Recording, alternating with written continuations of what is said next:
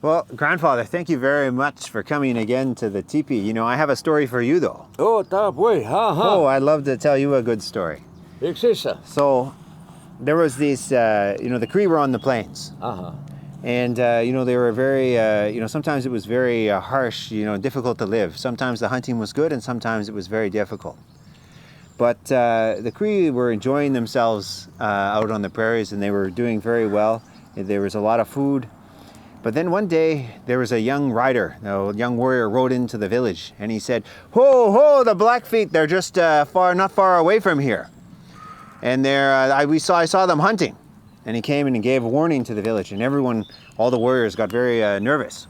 What's going on? Why are the Blackfeet on our land? What are they doing? Why are they here? And so they became, the young warriors said, we need to go wage war against them because they shouldn't be in our territory. They should be back out farther near Alberta, down in almost the United States. That's where the Blackfeet should be. But the Blackfeet were always traveling around a little bit. They were very brave, and so were the Cree.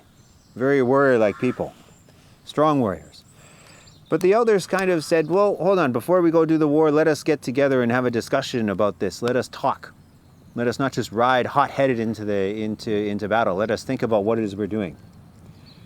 So they had a discussion. The elders sat around a fire just like this with people, and and elders like you were talking, and they discussed for many hours about what they should be doing and why.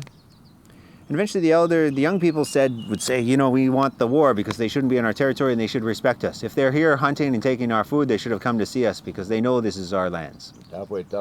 Oh. And after a while, the elders said, yes, you're right. So what we will do is we'll send 10 warriors. And they gave a young warrior, they said to him, you need to find 10 warriors who want to go with you. So he went around the village asking 10 warriors who would like to come with him. And he went to one warrior and he said right away, yes. And another warrior said yes. And he came to a third warrior. And he asked that warrior if he could actually come and fight. And that warrior could say at that time, warriors were free. Everyone was free. We're princes of the plains. We could say what it is we wanted to, we didn't have to do what anyone else told us to do. Obviously, we're there to fight for our families and work for our families and hunt and provide for other people.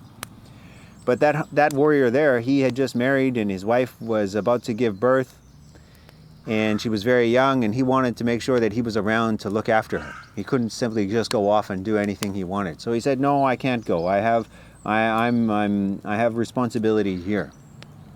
So the other warrior, the warrior who was organizing this war party, said, that's okay. I respect it because you're a strong warrior. Because at the end of the day, he knew that his bravery couldn't be questioned, that he was going to be a brave man. Oh.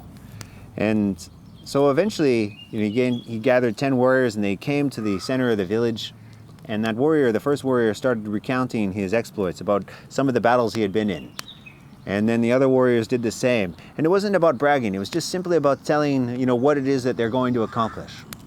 And then everyone sang honor songs to honor these young warriors going off to fight the Blackfoot, to defend the territory, to say, respect is extremely important.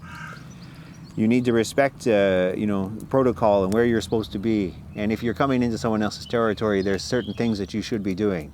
The Blackfeet should have sent, a group of warriors to meet with the Cree to discuss and say, hey, why they're there. So eventually the warriors, they left the village and they were singing, and the women were singing, and it was, very kind of a joyous but also very tense moment because, someone could die. So the Cree, they rode very hard towards where the Blackfeet were last seen by that young warrior who first came into the camp. And they rode, and they arrived there, and the Blackfeet knew that they were coming. They could see the dust coming up from the ground. And they could, because, you ride your horse and, the horse makes dust. And it was just, it's very majestic to see actually riders moving very quickly across the prairies. And so the Blackfeet were there. and they saw they knew the Cree were there, and so they saw that there were 10, so they sent out 10 of their own warriors. And then they were all both in line, facing each other in the prairies. And they looked at each other, and the sun was hot and warm. Even though it was cold, it was a kind of coldish day, in the early spring. They rode one warrior, the first warrior decided, I'm going to ride very hard. I'm going to attack them right now by myself. And he yelled out a yelling war cry. And he charged. He charged at the Blackfeet. And the Blackfeet, they saw him coming and they started shooting arrows. And the Cree guy got down very low and he hugged his horse, and they were firing arrows at him and they couldn't hit him. And they missed him, and he rode once and he rode twice, he rode back again, and they never could hit him, and then he rode back to his line. He showed that he was brave, that he had no fear. Had no fear. And so then the Cree started taunting the Blackfeet. Oh, show us how brave you are now. Look, we showed you our bravery of one of our warriors. Show us your bravery. So one of the Blackfeet warriors took up the challenge, and he rode very hard at the Cree. And he did the line, and he hugged his horse very tight, and the Cree were shooting arrows, and these are very good shots. These are expert shooters, right? Yeah, tough way. And they shot very hard, and they didn't want to hurt the horse, but they were trying to get that warrior, to wound him, so he would come off and he could be killed. But they couldn't get him. So then the Blackfoot person rode back, and then they yelled, "Hey, Cree! We're much stronger, we're faster, we're better warriors than you." Oh, so then the Cree said, another Cree warrior came out, and this went on, and no one was killed, incredibly enough. And eventually, there's this one Cree warrior, and he yelled out, "Hey, let us stop. Let us stop, because we're going to keep going on all afternoon. We're going to be doing this all the time until someone dies. But we've all proven our bravery here. We've all shown that we're all strong, that we have the courage. Let us sit down and let us eat. It's been a long time. We've been doing this for many hours now, and no one's been hurt. This is the Great Spirit sending us a message." So the Blackfoot came over, and the Cree, and they both sat down. Obviously, they were very nervous around, they set up a little fire, and they started eating a little bit.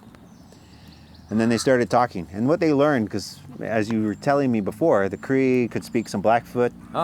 And the Blackfoot could speak a little bit of Cree. The Schnabeg could speak Cree. Everyone could speak different languages. You just didn't speak your own language. You could speak many languages. It's important to communicate.